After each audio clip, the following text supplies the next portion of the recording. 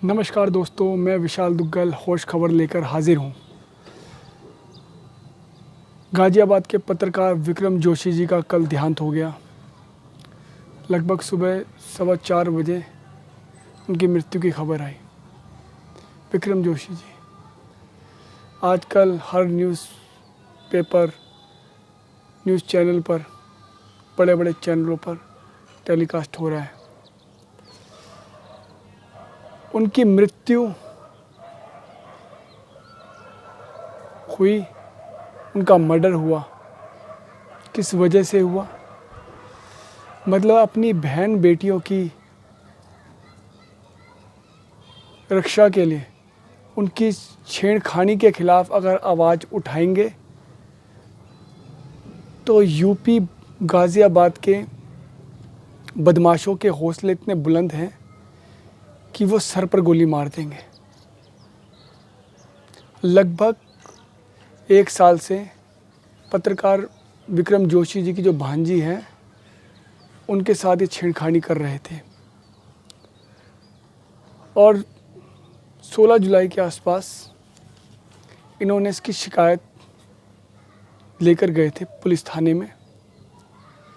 जो थाना चौकी इंचार्ज हैं उनसे शिकायत करी थी, मगर उन्होंने इसकी एफआईआर नहीं लिखी,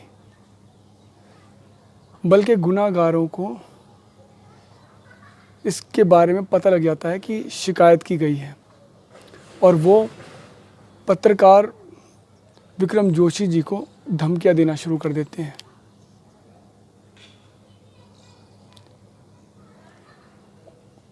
मतलब चौकी से लेकर एसएसपी ऑफिस तक उन्होंने इसकी शिकायत करी। उनकी बहन ने बताया है विक्रम जोशी जी की, मगर कोई कार्रवाई नहीं की गई। उनके ऊपर हमले से पहले 2 घंटे पहले उनकी बहन ने उस बदमाश के हाथ में हथियार देखा था, जिसकी जानकारी उन्होंने अपने भाई विक्रम जोशी जी को दी और उन्होंने थाना चौकी इंचार्ज को फ़ोन करके बताया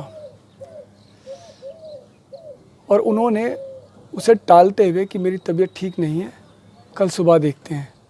मगर उतनी ही देर में अपराधी उन पर हमला करते हैं। उनकी बेटियों के सामने, 2 बेटियों के सामने उन पर हमला करते हैं और उनके सर पर गोली मार देते हैं। तो ये हालात हो गए हैं, ये हिम्मत हो गई है उत्तर प्रदेश गाज़ियाबाद में अपराधियों की। और ये छेड़खानी की अफवाहें बढ़ती जा रही हैं। इनमें बिल्कुल भी खौफ नहीं रहा पुलिस का, कोई डर नहीं रहा इन बदमाशों में। और अभी कानपुर का जो विकास दुबे वाला है केस, अभी लोग उसे भूले भी नहीं हैं। उसमें भी पुलिस की ऐसी सांठ-गांठ की बातें आई थी जिसके बलबूते विकास दुबे ने 8 पुलिस कर्मियों की हत्या कर दी और इतने अपराध करने के बाद भी खुलेआम घूम रहा था। वही चीज़ यहाँ पर, मतलब चौकी इंचार्ज अब सस्पेंड कर दिया गया है बेशक, अब 9 अपराधी गिरफ्तार कर लिए गए हैं बेशक, एक अभी भी फरार बताया जा रहा है। मगर क्या हुआ फ़ायदा इससे? ये चीज़ें पहले क्यों नहीं हुई कि ये अपराध बढ़ता ही नहीं, उनके हौसले इतने बुलंद होते ही नहीं। अभी गाज़ियाबाद डासना की खबर आ रही है,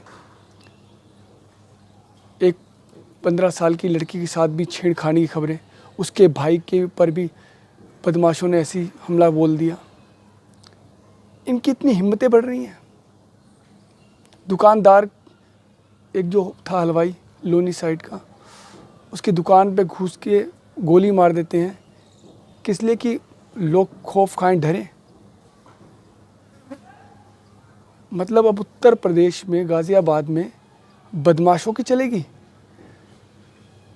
जब हम जैसे आम इंसान ही इनके खौफ से, इनकी परेशानियों के खिलाफ आवाज़ उठाएंगे तो ये हम पर हमला करेंगे।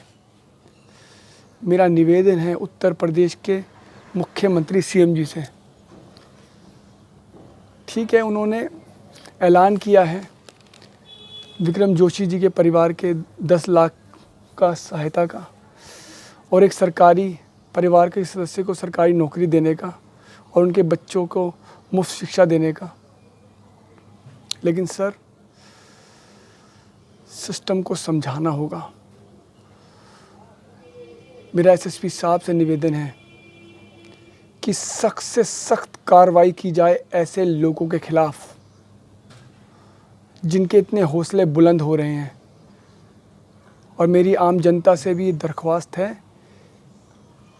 कि ऐसे इंसानों के पीछे, जो ऐसे बदमाश हैं, जो ऐसी हमारी बहन बेटियों को, मैं ये नहीं कह रहा कि आज देखिए आग हमारे घर नहीं पहुंची तो हम आराम से बैठे हैं खबरें देख रहे हैं। हमें इसके ख़िलाफ़ आवाज़ उठानी होगी कि जब हमारा घर जलेगा तभी हम आवाज़ उठाएंगे, तभी हम दर्द महसूस करेंगे। हमें यह दर्द महसूस करना पड़ेगा। 1 साल से विक्रम जोशी जी की भांजी को वो अपराधी छेड़ रहे थे और धमकियां दे रहे थे। उनके हौसले इतने बुलंद, इतने मजबूत हुए कैसे? ये हमारी कमी थी, सिस्टम की कमी थी। तो हमें इसके ख़िलाफ़ सख्त से सख्त कार्रवाई करनी पड़ेगी और हमें एकजुट होना होगा। तो मेरा आप सभी से निवेदन है कि इस अपराध के ख़िलाफ़, इस गुनाह के ख़िलाफ़ आवाज़ उठानी है और सरकार से और पुलिस महकमे से भी दरख्वास्त है कि सख्त से सख्त कार्रवाई की जाए। प्लीज़ होश खबर को लाइक, शेयर, सब्सक्राइब और कमेंट करना मत भूलिएगा। क्या आप इस बात से सहमत हैं या नहीं? और नहीं है तो ये आग भगवान ना करे हमारे घर तक भी आ सकती है। तो ये है आज की होश खबर, सही खबर, सच्ची खबर। नमस्कार दोस्तों।